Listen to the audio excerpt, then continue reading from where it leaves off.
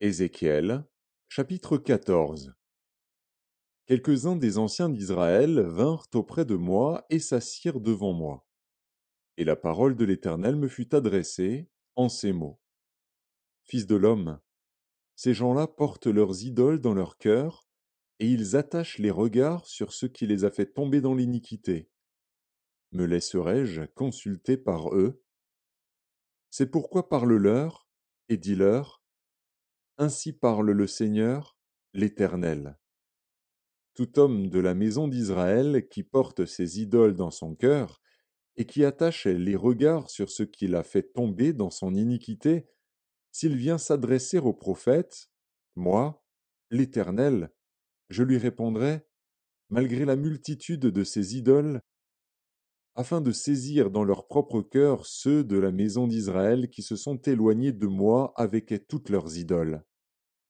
C'est pourquoi dis à la maison d'Israël, ainsi parle le Seigneur, l'Éternel.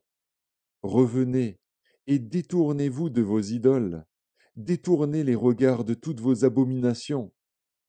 Car tout homme de la maison d'Israël, ou des étrangers séjournant en Israël, qui s'est éloigné de moi, qui porte ses idoles dans son cœur, et qui attache les regards sur ce qu'il a fait tomber dans son iniquité, s'il vient s'adresser au prophète pour me consulter par lui, moi, l'Éternel, je lui répondrai par moi.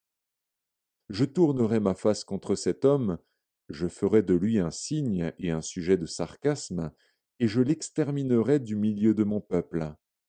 Et vous saurez que je suis l'Éternel. Si le prophète se laisse séduire, s'il prononce une parole, c'est moi, l'Éternel, qui aurai séduit ce prophète. J'étendrai ma main contre lui, et je le détruirai du milieu de mon peuple d'Israël. Ils porteront ainsi la peine de leur iniquité. La peine du prophète sera comme la peine de celui qui consulte, afin que la maison d'Israël ne s'égare plus loin de moi, et qu'elle ne se souille plus par toutes ses transgressions. Alors ils seront mon peuple, et je serai leur Dieu, dit le Seigneur, l'Éternel. La parole de l'Éternel me fut adressée en ces mots.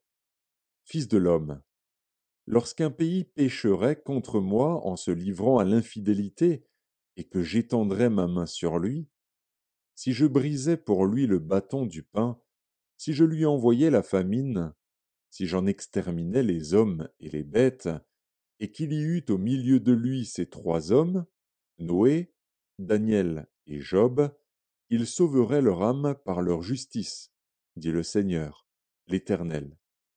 Si je faisais parcourir le pays par des bêtes féroces qui le dépeupleraient, s'il devenait un désert où personne ne passerait à cause de ces bêtes, et qu'il y eût au milieu de lui ces trois hommes, je suis vivant, dit le Seigneur, l'Éternel, il ne sauverait ni fils ni fille, eux seuls seraient sauvés, et le pays deviendrait un désert.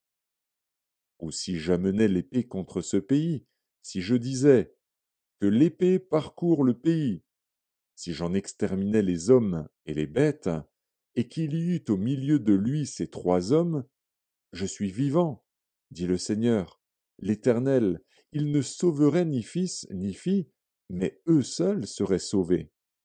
Ou si j'envoyais la peste dans ce pays, si je répandais contre lui ma fureur par la mortalité, pour en exterminer les hommes et les bêtes, et qu'il y eût au milieu de lui Noé, Daniel et Job, je suis vivant, dit le Seigneur, l'Éternel, il ne sauverait ni fils ni fille, mais ils sauveraient leur âme par leur justice.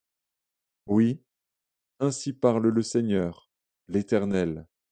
Quoique j'envoie contre Jérusalem mes quatre châtiments terribles, l'épée, la famine, les bêtes féroces et la peste, pour en exterminer les hommes et les bêtes, il y aura néanmoins un reste qui échappera, qui en sortira, des fils et des filles. Voici, ils arriveront auprès de vous.